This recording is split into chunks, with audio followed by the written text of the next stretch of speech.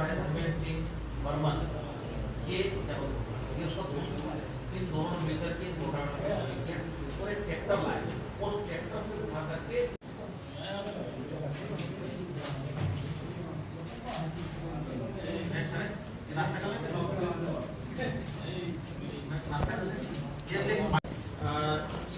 तारीख को यानी दिवाली के दूसरे दिन 6 नवंबर को करीब 12 बजे सूचना प्राप्त हुई है कि एक रेलवे ट्रैक पर एक डेड बॉडी पड़ी हुई है और रेलवे ट्रैक जो है कुटेरा फाटक से लेकर के पथरिया फाटक के बीच में जो बिजली के खंभे हैं 1127/32 से लेकर के 34 के बीच में जो रेलवे के खंभे पे निशान रहे थे उनके बीच में पास में ही डेड बॉडी पड़ी हुई है। पहले था कि घटनास्थल किसका है, बाद में क्लियर हो गया कि जहाँ डेड बॉडी मिली है वो जहाँ घटना घटित हुई है वो थाना दमोह देहात से लगा था।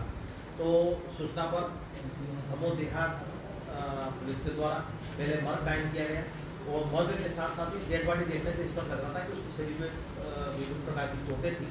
उससे देखने से लग रहा था कि निस्संदेह इसकी जो है क्या हुई है और सब पंचनामा कार्रवाई करके जब डेड बॉडी को जिला अस्पताल लाया गया है तो से बात की गई क्योंकि ये जो चोटें साबित जो है जो क्या हुई है इस आधार पर धारा 302 का प्रकरण थाना दमोह देहात पुलिस के द्वारा थाना प्रभारी विजय सिंह के द्वारा अज्ञात आरोपी प्रकरण किया गया।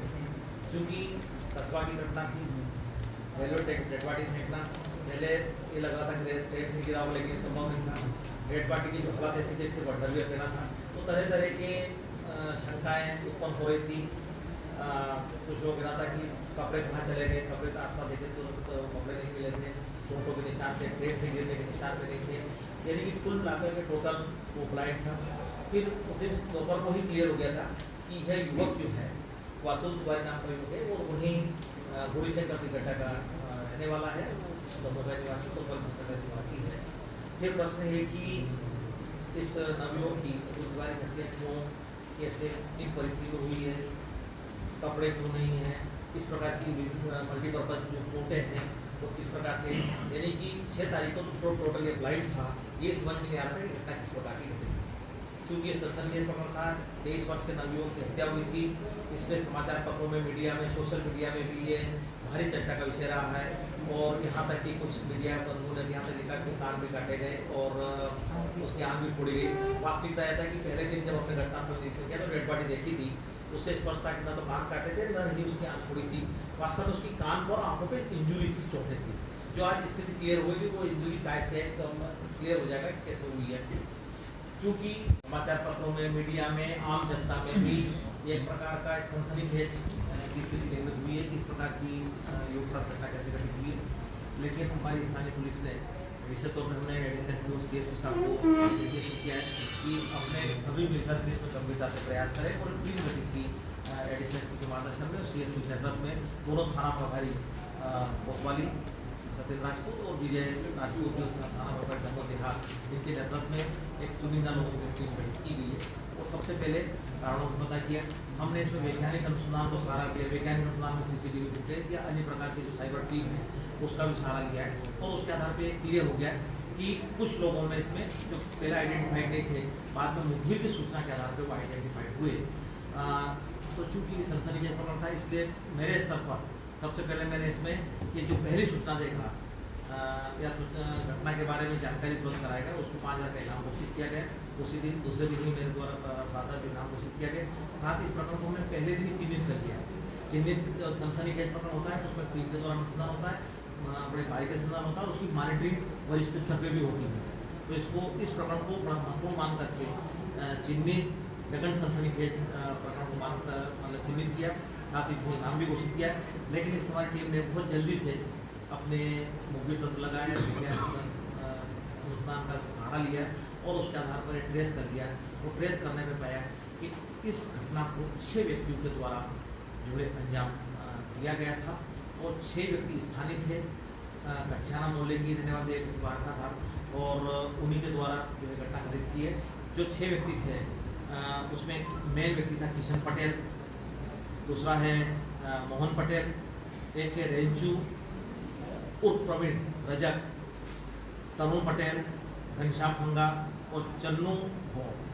ये लगभग सभी 5 व्यक्ति तो कछियाना मोहल्ला और तुलसा दिवाला जो पास में जगह है वहाँ के रहने वाले थे। इनकी एक मॉडल ऑपरेटिव तरीका वाला रहा है कि उन्होंने 5 तारीख को इन सब साथियों ने मिलकर अच्छे ये मित्र हैं आपस में, उन्होंने साथ बैठ कर के आलू के पास एक फार्म हाउस है वहाँ पर उन्होंने शराब की थी। फिर शाम को साथ आए, फिर शाम को जो मंदिर है जो सर कोटेरा जो मलारी है वहाँ पर शराब दी और फिर वहाँ पर बैठ के भी इनकी छोटी सी बात का विवाद हुआ। इसको जो मृतक है अतुल तिवारी, इसने किशन को अपमानजनक मतलब जो गंदी गाली दी है वो उसको बुरी लगती है। उसका कहना है कि मैं ही तुमको दारू पिला रहा हूँ तो मेरे को गाली बक रहा है, तो उनके साथियों को बुरी लगी तो उन्होंने मारपीट की।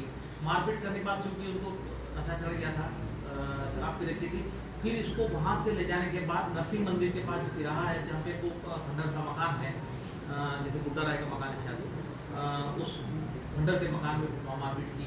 वहाँ लगा कि लोग देख रहे होंगे, फिर उसको पकड़ करके बिल्कुल पैदल दिवाला से होते हुए आपका रेलवे लाइन के किनारे खड़े, रेलवे लाइन को पार करें, वहाँ पर उसके साथ मारपीट की और ये घटना बन जाती है। उसके कपड़े उतार दिए, उसको घसीटा गया कीचड़ में, वहाँ जो गंदगी पड़ी रहती है उसमें घसीटा गया और उसके बाद में उसे लगा कि ये ट्रेन पर फेंक देते हैं ताकि ये लोग माना जाएगा कि मतलब साक्ष्य पाने के लिए ट्रेन से गिरा होगा या ट्रेन से कट जाएगा। लेकिन चूंकि वो शायद थोड़ा पहुँच रहा होगा तो पटरी से वो खिसकते वो दूसरी चला गया, लेकिन चूंकि तब तक उसकी मृत्यु हो चुकी थी।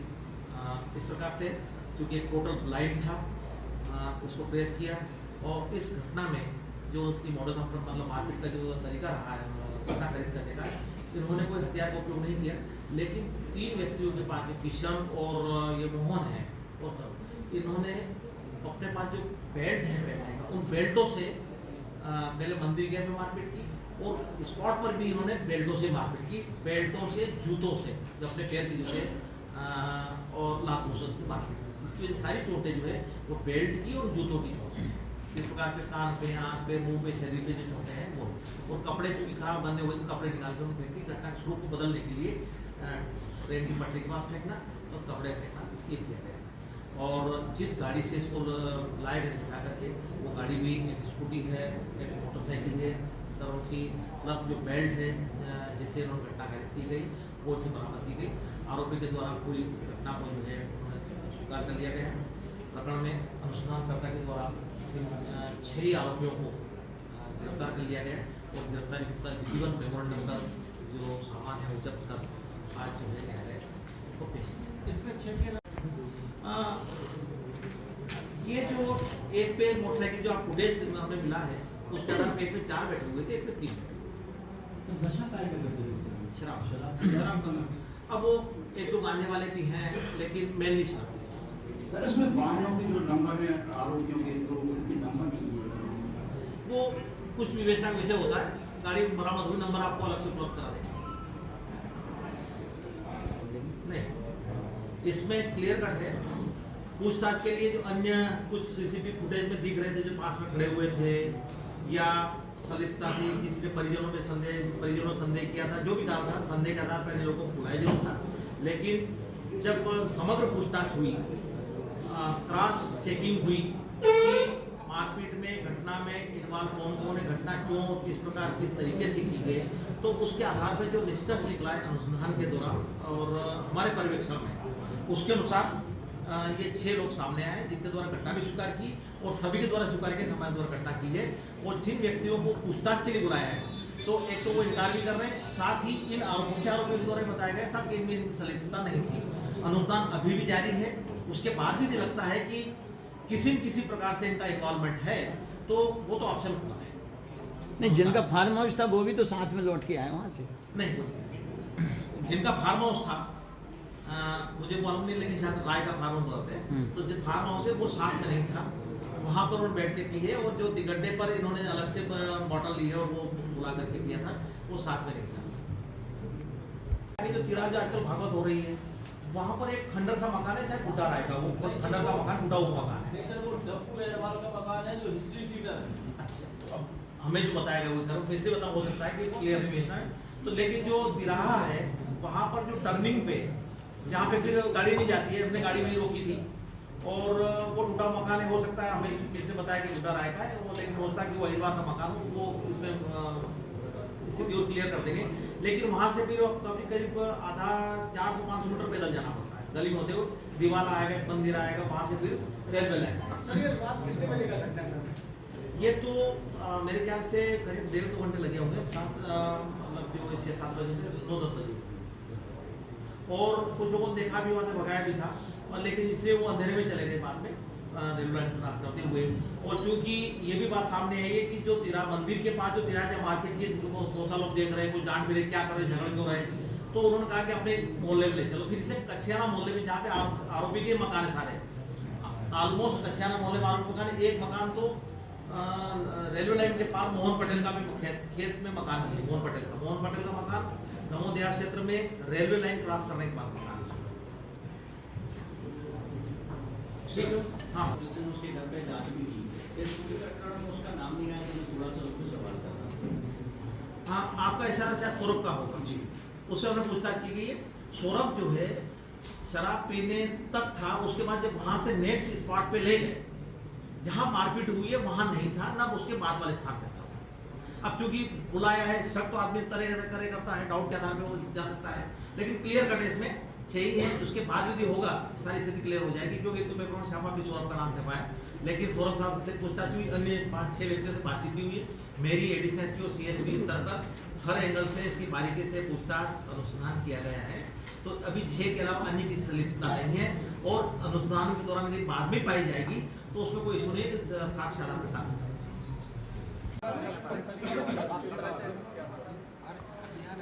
6 नवंबर को थाना दमोह देहात क्षेत्र के अंतर्गत रेलवे ट्रैक में एक डेड बॉडी मिली थी, जो कि खून से लथपथ थी। सूचना पर जो है दमोह देहात पुलिस के द्वारा मर्ग कायम किया गया, लेकिन सेंसिटिव इसलिए थी कि खून से लथपथ थी, उसकी हत्या हुई थी, इसलिए उसी दिन हत्या का प्रकरण पंजीबद्ध किया गया था। यह प्रकरण बड़ा सनसनीखेज था। पुलिस टोटल ब्लाइंड थी।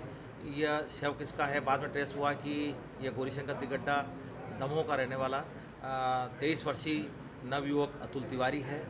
फिर प्रश्न है कि हत्या किसने की थी, क्या था, साथ में कौन कौन था। हमने वैज्ञानिक अनुसंधान का सहारा लिया और cyber team plus CCTV footage हमने उस इलाके के तलाश किए, तो उनके कुछ साथियों का पता चला, तो उनके द्वारा उनके साथियों को ट्रेस किया गया। जितने भी उसके साथी थे सीसीटीवी फुटेज में दिख रहे थे, और सबसे जब पूछताछ की तो ये पाया गया कि इसके साथ 6 मित्र थे, किशन, मनोज, प्रवीण। इन 6 साथियों के द्वारा पहले दिन में भी पूरे दिन भर साथ में रह के शराब पीने के बाद फिर ये व्यक्ति घर भी गया था, फिर इसको बुलाया गया और वहाँ पर मंदिर के पास एक सुनसान मकान है, वहाँ पर मारपीट की। चूँकि वो कस्बे का हिस्सा था तो इसको फिर सुनसान स्थान में जाने कछियाना मोहल्ले में रेलवे ट्रैक पे ले जाया गया, और वहाँ पर उन्होंने बेल्टों के साथ लात कूतों से मारपीट की और मरा समझ कर ट्रैक पे छोड़ के आ गए।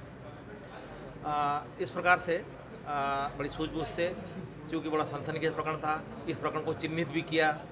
मेरे द्वारा इनाम 5000 का इनाम भी तत्काल घोषित किया गया था और एक विशेष टीम गठित की, और उस टीम में एडिशनल एसपी और सीएसपी के मार्गदर्शन में थाना प्रभारी दमोह देहात विजय राजपूत और थाना प्रभारी कोतवाली सत्येंद्र राजपूत, इनके विशेष प्रयासों से इस ब्लाइंड मर्डर का खुलासा हुआ। 6 आरोपी थे, 6 आरोपी को दस्तयाब किया गया, उनके द्वारा अपराध भी स्वीकार किया और विधिवत इनसे मेमोरेंडम पे जब्ती की गई, जो घटना में बेल्ट जिनसे मारपीट की थी, और जब्ती के उपरांत जो वाहन जिसमें बिठा के ले गए थे उसकी जब्ती की गई है, और आज जो है न्यायालय को पेश किया गया।